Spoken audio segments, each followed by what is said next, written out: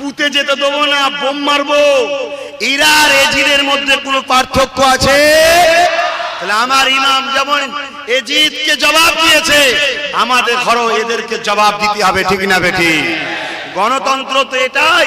আর গণতন্ত্র ভাবে রাজনীতি নায়ক তো আমার রাসূল ছিলেন, আমার নবী তো প্রচার করেছেন যে রাজতন্ত্র হবে না, মানুষ যাকে চাইবে, যে সমাজের উপযুক্ত হবে, যে সঠিক হবে, ন্যায্য হবে, সে সমাজের নেতা হবে। জোরে বলুন সুবহানাল্লাহ।